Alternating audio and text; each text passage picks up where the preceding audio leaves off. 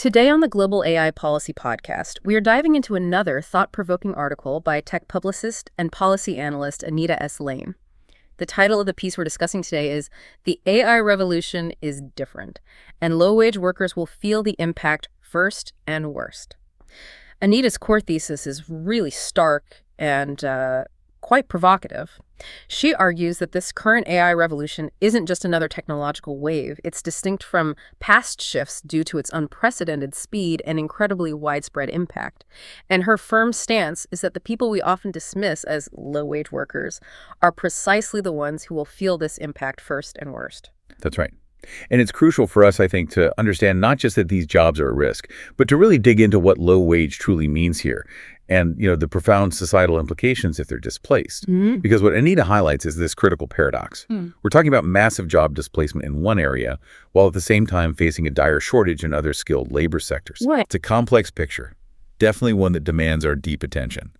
And it might just challenge some of our assumptions about what skill even is. Okay, so let's unpack this a bit. If AI is transforming, pretty much every corner of the economy, what exactly makes this current wave so profoundly different from, say, the Industrial Revolution or the start of the internet? Anita says it's not just a subtle shift. Yeah, it's a fair question. And she addresses it head on. She points to two key things: the sheer speed and the simultaneity of the impact. Speed and simultaneity, okay. Exactly. So unlike previous tech shifts, which might have hit, one or two specific sectors at a time, think textiles first, then maybe agriculture. AI is transforming every industry simultaneously. We're talking logistics, law, medicine, manufacturing, finance, food service, all at once. Wow. And at a pace that's just, it's truly unprecedented. And while AI can definitely displace both low-wage and high-skill workers. Sure. Anita's really firm that those on the economic margins, the people we often, frankly, underestimate, they're going to face the immediate brunt of it. And what's particularly insightful, I thought, was Anita's argument about that term itself, low-skilled workers. Yes. Because maybe like you, I hear that phrase and I picture something pretty simple, something maybe anyone could do, but she really challenges us to rethink that. She absolutely does. And what's fascinating is her argument that these jobs, the ones often labeled low skill, actually demand significant, often under-recognized human qualities. Like what, specifically? Well, think about it. It takes incredible endurance, right? Precise coordination, sound judgment, actual physical strength. Imagine installing an HVAC unit in a 100-degree attic. Yeah, sweating in a tight crawl space. Exactly. Or pouring concrete at dawn, getting the consistency just right before it sets. That takes careful precision. Or operating a forklift in a busy warehouse. You're navigating narrow aisles, avoiding collisions, handling goods carefully. That definitely doesn't sound unskilled. No. As she emphatically states, these are not unskilled jobs. They demand discipline, focus, real-world problem solving, often in unpredictable situations. So she reframes them. She calls them under-recognized and increasingly at risk because of automation. And that perspective, it just fundamentally shifts the conversation, doesn't it? It really does. It makes you see the value differently. Yeah, it urges us to see the true value in these roles. And it leads us to some pretty stark data on job vulnerability then. Anita backs this up with some compelling figures. The Brookings Institution, for instance, found over 30% of U.S. workers are in jobs where more than half their tasks are vulnerable to automation. 30%, wow. Yeah.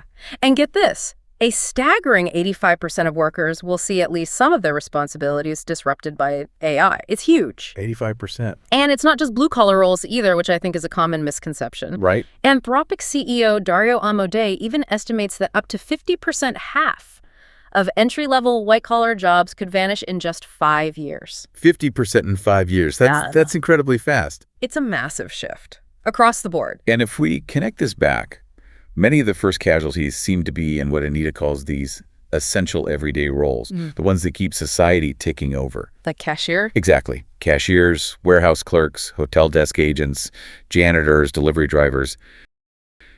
Roles we interact with constantly, maybe without thinking too much about them. Yeah. And to give you a really concrete example of the immediate impact, the Australian Bureau of Statistics reported over 95,000 cashier jobs were eliminated in Australia in just 1 year. 95,000, just gone. Just gone.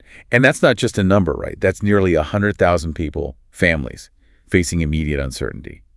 Which raises this really important question about a fair transition. What happens to these workers? Because they often don't have the safety net? Precisely. They often lack the financial buffer, maybe the educational credentials, or just the access to the reskilling programs they'd need to pivot. So while AI is, let's be honest, coming for all of us in some way, her point is that some of us simply have longer to prepare than others. And that risks creating a deeper, more entrenched economic divide. Which brings us to this kind of ironic twist you mentioned earlier, this paradox. Yeah. It almost sounds like a bad joke, doesn't it? On one hand, millions of jobs potentially vanishing because of AI. Right. And on the other hand, we've got this desperate cry for human hands in completely different areas. What is going on there? It's exactly that paradox. Yeah. Displacement versus the skilled labor crisis. And Anita really zeroes in on this. Mike Rowe, from the MicroWorks Foundation, he provides some incredibly compelling figures on the U.S. skilled labor crisis. Okay, like what?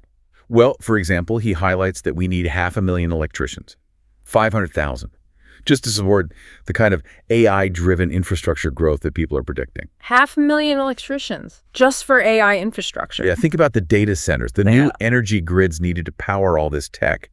Then there's demand for 140,000 welders and pipe fitters for critical things like submarine manufacturing, or 80,000 collision repair techs in the auto industry. And it just keeps going. Because companies are reshoring, bringing manufacturing back, we apparently need 2 million new factory workers. 2 million! On top of the 500,000 manufacturing jobs that are already vacant right now, unfilled. That's staggering. And the demographic side is stark too. Across all the trades, for every 5 workers who retire, only 2 new ones are coming into the pipeline. So the gap's just getting wider. It's only widening, yeah. And it's not just Mike Rowe saying this.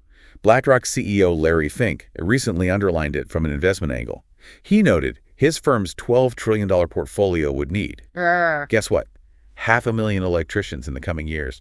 There are those electricians again. Exactly. It just reinforces Anita's powerful conclusion, which is AI may be designing the future, but without skilled labor, that future won't get built. That quote from Anita really does hammer it home, doesn't it? It's not low skill, like she keeps saying, it's undervalued skill. Precisely. These aren't jobs for people who, can't do anything else. These roles demand discipline, intense focus, serious physical stamina, and a lot of mental sharpness. Absolutely. Think about a pipe fitter working in some cramped space under pressure. Every weld has to be perfect. Lives could depend on it. Or a construction worker pouring concrete before dawn, knowing a building's integrity rests on their precision. Yeah. They solve problems that, let's face it, no software can solve right now. Not yet, anyway. And they're fundamental. They support the very infrastructure that we need to develop and roll out all this advanced tech. They're literally keeping the lights on, keeping goods moving, buildings standing. That's it. So, given this double whammy AI displacement and a skilled labor shortage, what does this all mean for us? For the future of work? Anita proposes a framework, right, for building a more inclusive AI future, one where the economy actually works for everyone, not just the sort of top tech people. Yeah, she outlines 3 key actions, things we need to do and probably do pretty quickly. Okay, let's dive into those. First, she talks about preserving the jobs we still need. What does that mean exactly? Well, it isn't about stopping tech progress. Not at all. It's about recognizing that maybe not every single job should be automated. There are roles where human labor is still incredibly valuable, maybe even irreplaceable, or just preferable for society's well-being. Okay, so being more intentional about automation. Exactly. Prioritizing those human elements in our economic design. Consciously deciding where human touch, human judgment are non-negotiable. Makes sense. What's the second point? The second point is critical. Training and repipelining our workforce.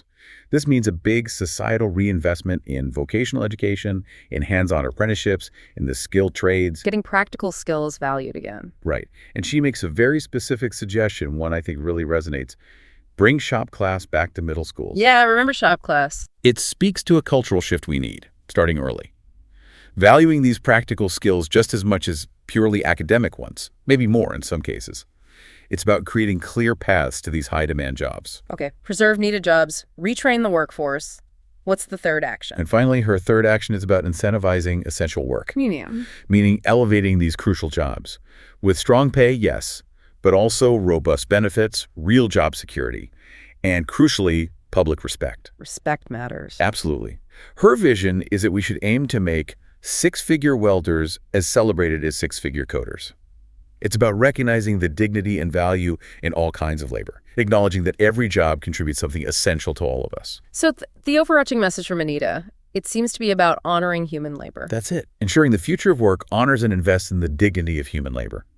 It's really a call to action for all of us as a society to reevaluate what we value and how we allocate our resources, especially as AI keeps reshaping, well, everything about work. This AI revolution really does feel different. It's not just changing how we work, it seems to be challenging who even gets to work and putting enormous pressure on people already vulnerable. Yeah. It feels crucial that we as a society make sure the future of work doesn't just leave behind the very people who, literally keep our economy running and our infrastructure working. Absolutely critical. It leaves you thinking, doesn't it? How can we, all of us, build an AI-powered future that truly values every worker in every single job?